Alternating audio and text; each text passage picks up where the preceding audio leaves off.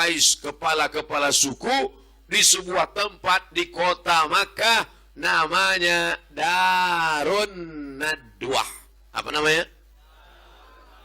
Darun, rumah. Nadwah, rumah pertemuan. Sekarang mungkin di masyarakat Melayu ada namanya balai pertemuan. Atau masyarakat modern ada namanya kantor DPR, DPRD. Tempat berkumpulnya wakil-wakil rakyat. Maka di kota Makkah mereka sudah punya itu. Namanya Darun Nadwah. Pendiri Nadwah, Darun Nadwah itu namanya Qusay. Muhammad SAW, anak Abdullah, anak Abdul Muttalib, anak Hashim, anak Abdi Manaf, anak Qusay. Bisa diingat? Insya Allah berarti tak ingat. Muhammad SAW, anak Abdullah, anak Abdul Muttalib, anak, saya pun lupa, anak Hashim, anak Abdi Manaf, anak Qusay. Datuk Nabi yang kelima. Qusay ini orang kaya, dibuatnya lah rumah besar, berkumpullah kepala-kepala suku untuk memusyawarahkan setiap langkah dan kebijakan mereka. Hari itu mereka berkumpul, tepat pada hari Kamis, berkumpullah mereka semuanya di sana. Dalam perkumpulan itu mereka bahas agenda pertemuan hari ini adalah menetapkan bagaimana cara membunuh Muhammad sallallahu alaihi wasallam. Menyakitkan. Yang punya Darun Nadwah datuknya, kakeknya, mbahnya. Tapi justru yang dibahas adalah bagaimana cara membunuh cucunya. Kurang ajar orang Arab kafir Quraisy. Tapi apa mau dikata, memang itu fakta yang terjadi, ditulis dalam kitab-kitab sirah. Lalu kemudian berkumpul mereka, yang menjadi ketua sidangnya adalah namanya Umar bin Hisham. Kalau saya sebut Umar bin Hisham, banyak orang tak kenal. Kenal Umar bin Hisham? Enggak, yang saya kenal Umar bin Khattab sama Pak Umar dekat rumah kami, Pak RT.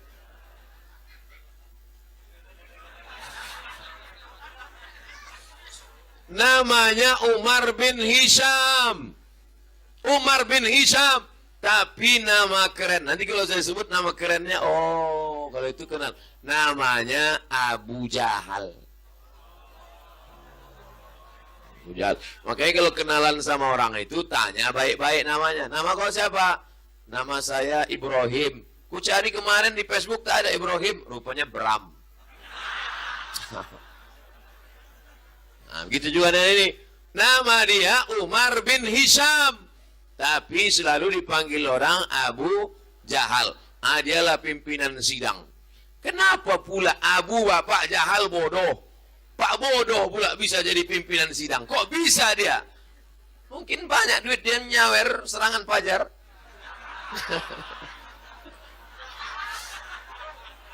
Sekarang kan tak penting mau bodoh mau apa, ijazah bisa dibeli, apapun bisa, semua udah. Yang penting duduk di situ kan. Nah, sampai mana ceritanya tadi? Pagi ini, kebetulan sidang itu pagi. Kata si Umar bin Hisham alias Abu Jahal tadi, pagi ini agenda kita adalah bagaimana untuk menyelesaikan, memberantas, membunuh orang yang selama ini sudah membuat kekacauan stabilitas masyarakat kafir Quraisy. Dulu kita enak-enak saja, tiba-tiba datang dia satu ini. Ini harus kita habisi ini. Bagaimana cara membunuhnya? Saudara-saudara sekalian, ada yang bisa ngasih pendapat? Datang satu, angkat tangan, ngasih pendapat.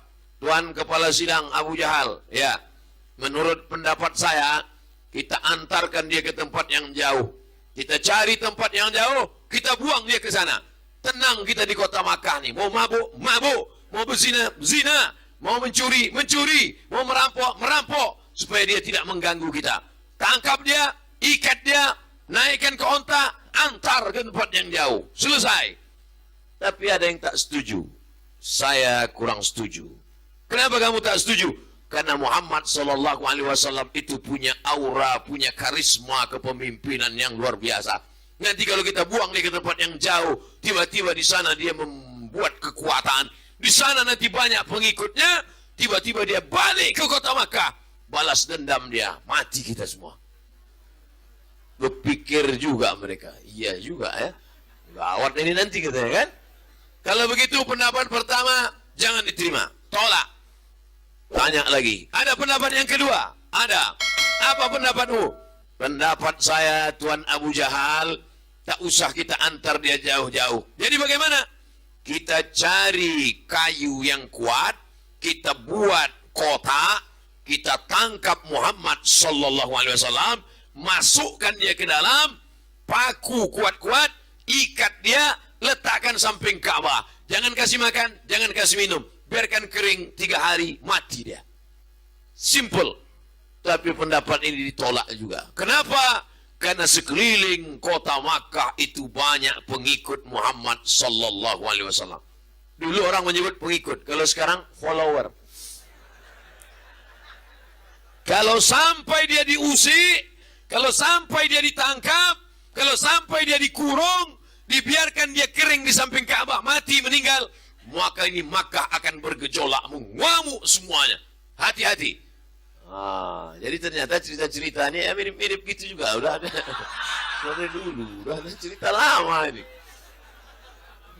Kalau sampai dia diletakkan di samping Ka'bah, maka seluruh pengikutnya ini akan mengamuk. Kalau sudah mereka mengamuk, siapa yang mampu mengamankan kota Makkah Al-Mukarramah? Akhirnya terdiamlah mereka semua, bingung mereka. Cumana mengatasi. Cuman itulah hebatnya masyarakat jahiliyah ini. Sejahat-jahat jahiliyah, tak ada terpikir di kepala otak mereka waktu itu. Bagaimana kalau kita santet aja dia? Tak ada. Tak ada. Saya baca buku sejarah itu. Tak ada satupun pendapat. Gimana kalau kita curi rambutnya, kukunya, giginya, habis itu kita bawa ke dukun? Tak ada. Jadi kalau gitu mana yang lebih hebat jahatnya? Orang jahiliyah atau zaman sekarang? Zaman sekarang masih pakai santet lagi. Makanya dulu ada RUU santet, rencana undang-undang santet, tak bisa disahkan oleh DPR. Kenapa? Tak ada, tak nampak antu itu sampai sekarang. Hilang pendapat nomor 1 tak bisa dipakai, pendapat nomor 2 pun akan memunculkan revolusi masyarakat. Akhirnya sidang buntu, sampai akhirnya Abu Jahal dapat ide. Saya dapat ide, kata Abu Jahal. Gimana Tuan Abu Jahal?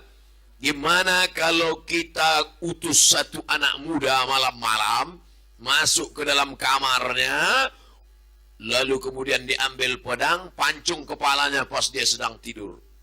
Terus selesai. Simple, modal tak banyak dan tak memicu keramaian. Ambil pedang panjang, masuk ke kamarnya malam-malam, pancung kepalanya. Selesai. Setuju? Itu orang Medan, tak mudah dipancing. Ternyata pendapat Abu Jahal ini pun tak diterima. Kata yang menolak, jangan macam-macam dengan Muhammad sallallahu alaihi wasallam. Dia bukan manusia biasa. Dia itu adalah anak cucu dari Qusay. Qusay itu anak cucu dari Adnan. Adnan anak cucu dari Ismail. Ismail ada anak kandung dari Ibrahim alaihi salam. Mengalir darah Ibrahim dalam diri Muhammad sallallahu alaihi wasallam. Kalau sampai Muhammad kita ganggu, seluruh Bani Hashim, seluruh Bani Abdi Manaf akan mengamuk dan pembunuh itu akan dicari. Terjadi perang besar antara dua suku. Akhirnya sidang pun buntu, deadlock. Buntu. Cuman bedanya kalau zaman sekarang sidang buntu, mereka coffee break. Nah, dulu tak ada coffee break. Akhirnya buntu, diam. Akhirnya dapat ide Abu Jahal. Kata Abu Jahal, tunggu sebentar, ada ide baru, kata Abu Jahal. Apa caranya? Kalau satu orang yang membunuh, maka yang ditangkap satu orang.